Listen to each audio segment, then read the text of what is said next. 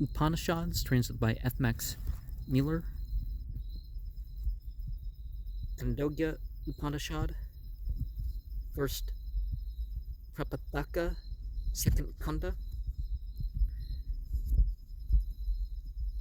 When the Devas and Asuras struggled together, both of the race of Pragapata, the Devas took the Udgitha home, thinking they would vanquish the Asuras with it.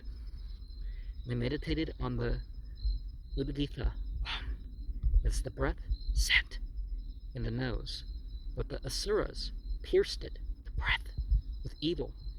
Therefore, we smell by the breath in the nose both what is good smelling and what is bad smelling, for the breath was pierced by evil. Then they meditated on the Udgitha, the speech, but the Asuras placed it with evil. Therefore we speak both truth and falsehood, for speech is pierced by evil. Then they meditated on the Udgitha as the eye, but the Asuras pierced it with evil. Therefore we see both what is sightly and unsightly, for the eye is pierced by evil. Then they meditated on the Udgitha as the ear, but the Asuras pierced it with evil. Therefore we hear both what should be heard and what should not be heard, for the ear is pierced by evil. And they meditated on the Udgitha as the mind, but the Asuras pierced it with evil. Therefore we conceive both what should be conceived and what should not be conceived, for the mind is pierced by evil. Then comes the breath of life in the mouth. They meditated on the Udgitha as that breath. When the Asuras came to it, they were scattered as a ball of earth would be scattered when hitting a solid stone. Thus, as a ball of earth is scattered when hitting on a solid stone, will he be scattered who wishes evil to one who knows this, or who persecutes him. For he is a solid stone. By it, the breath in the mouth, he distinguishes neither what is good nor what is bad smelling. For that breath is free from evil. What we eat and drink with it supports the other body breaths, i.e. the senses such as smell and so on.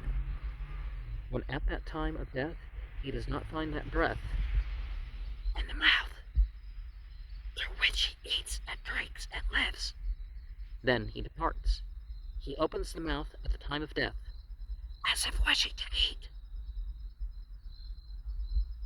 And Garas meditated on the Udgitha as that breath, and people hold it to be Giras, i.e. the essence of the members.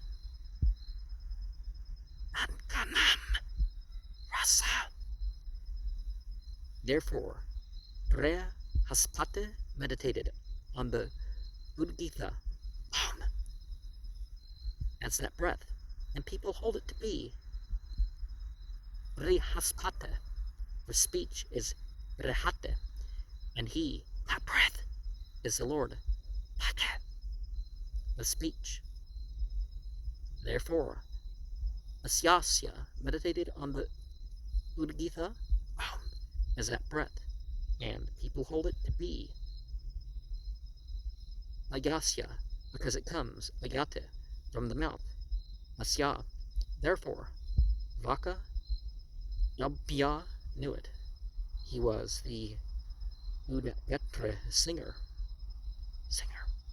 of the not in Ishya sacrificers, and by singing he obtained for them their wishes.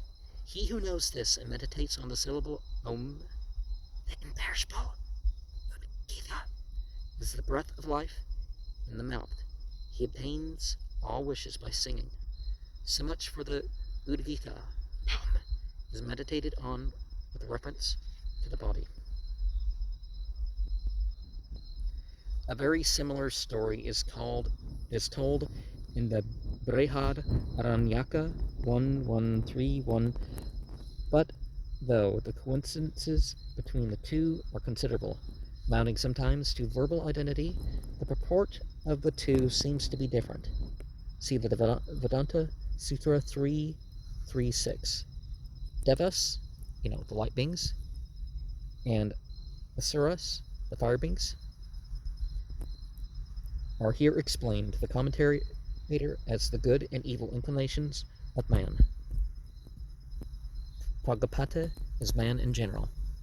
Well, that reacts upon the human. And certainly the human has the choice which side they're going to choose, right? Udgitha stands, according to the commentator, for the sacrificial act to be performed by the Udgatre, the Samaveda priest, with the Udgitha hymns, and as the sacrificial acts always form part of the Gyotish or Oma and so on, these great Soma sacrifices are really intended. In the second place, however, the commentator takes Udgitha in the sense of Udgatre, the performer of the Udgitha, which is or was by the Devas thought to be the breath in the nose. I prefer to take the Udgitha in the sense of Om and all that is implied by it. The acts that breath should recite the Udgitha. Mukhya prana is used in two senses. The principle, or vital breath, called srashtha, and the breath in the mouth, also called asanya. According to the commentator, the assemblage of the other vital breaths or senses is here meant. Yet apart from the breath of the mouth, sometimes called the sarvambari, all supporting does no longer by eating and drinking support them.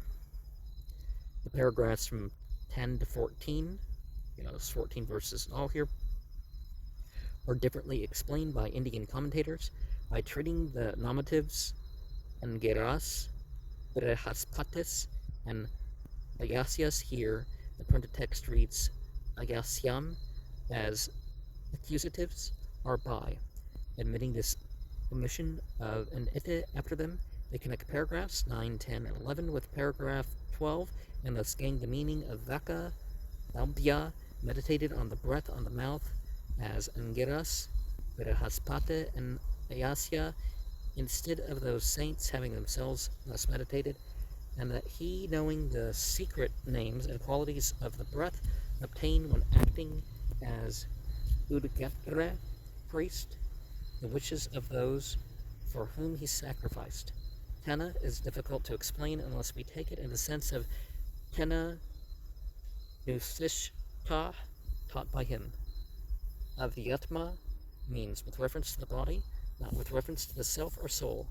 Having explained the symbolical meaning of Om as applied to the body and its organs of sense, he now explains its symbolical meaning at the Ivatam, i.e. as applied to these light beings.